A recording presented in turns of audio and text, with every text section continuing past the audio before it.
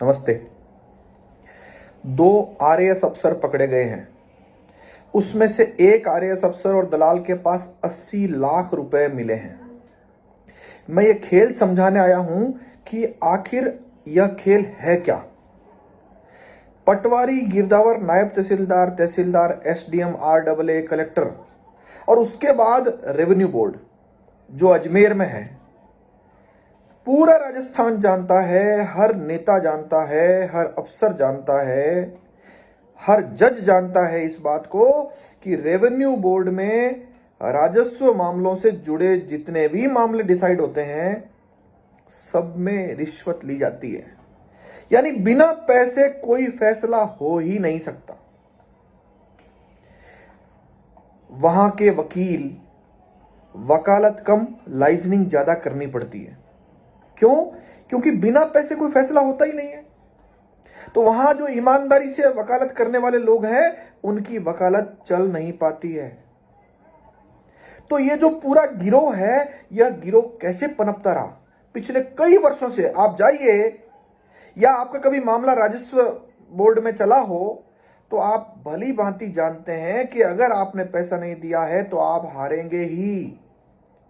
यानी पैसा दो और कुछ भी फैसला करा लो। कोई भी फैसला पैसे देकर होने वाली कोई भी जगह है।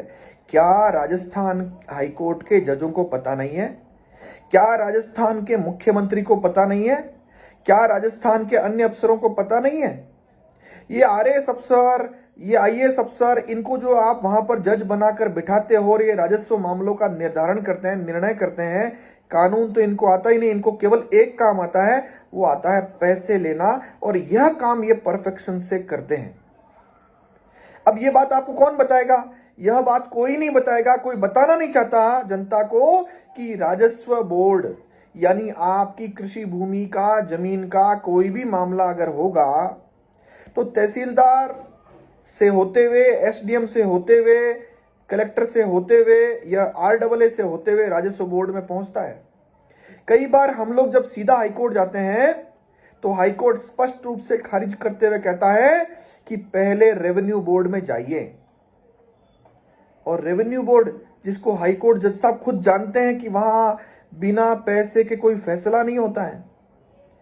तो मैं ये बात आपको बताने आया हूं कि ये जो दो लोग पकड़े गए हैं उनमें से एक व्यक्ति, एक आरएएस और एक दलाल के पास 80 लाख रुपए पकड़े गए हैं। ये तो केवल एक केस का मामला है।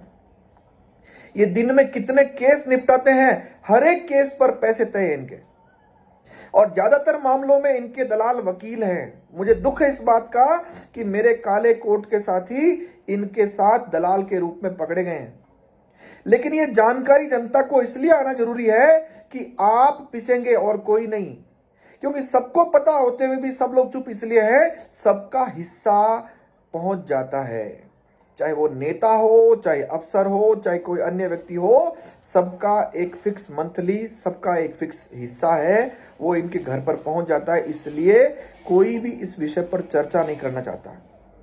राजस्थान के एक भी जिले में ऐसा मामला नहीं मिलेगा आपको कि वहां पर एसडीएम, आरडब्ल्यूए, कलेक्टर मेरिट पर फैसला करते हो। आप रेवेन्यू बोर्ड के फैसले पढ़िए, कोई वकील पढ़ के दिखा देवे।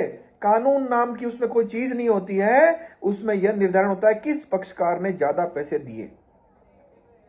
आज राजस्थान के 7 करोड़ लोगों में से शायद ही ऐसा कोई परिवार होगा जिसका जमीन से संबंधित काम पड़ा हो और वह पिसा नहीं हो, उसके साथ अन्याय नहीं हुआ हो। तो ये जो चेन है ना, पटवारी, गिरदावर, नायब तहसीलदार, तहसीलदार, एसडीएम, आरडब्ल्यूए, कलेक्टर और उसके बाद रेवेन्यू बोर्ड, ये सारे लोगों के वारे न्यारे इसलिए हो गए क्योंकि व्यवस्था में खामी थी। इसको ठीक करने की किसी ने कोशिश नहीं की।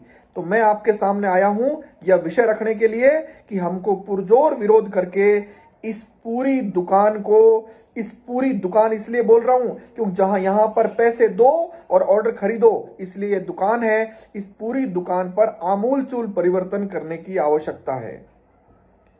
आप सब लोगों ने अगर यह महसूस कर लिया हो, आज का अखबार पढ़ लिया हो, कल की घटना देख ली हो, तो वो 80 लाख रुपए दलाल और आरएएस के पास जो मिले हैं वह किसी न किसी व्यक्ति के गाड़ी कमाई का हिस्सा थी। आप सबसे मैं आग्रह करता हूं कि इस विषय को समझकर इसका कोई न कोई अंतिम रूप से निदान निकालने के लिए, जैसे मेरे रोल पर यह हो सकता है कि इस पूरे विषय पर जनहित याचिका हाईकोर्ट में लगाई जाए। आपके विषय पर यह हो सकता है कि आप अन्य जो लोग हैं, आपसे जुड़े हुए लोग हैं, उनको अवेयर करिए, यह जानकारी शेयर करिए कि वहां क्या खेल होता है। मुझे लगता है राजस्थान का लगभग व्यक्ति जानता है, लेकिन सामान्य व्यक्ति आज तक जानते हुए भी पिसता रहा है। मैं यह विषय आप सबके सामने रखता हूं, तो इसका जो भी निदान हो सकता है उसकी ओर हमको बढ़ना चाहिए, क्योंकि समस्या की चर्चा सब लोग करते हैं। हम लोग वो लोग हैं जो समस्या की चर्चा भी करते हैं और निदान की चर्चा भी करते हैं। धन्यवाद। जय हिंद, जय भारत।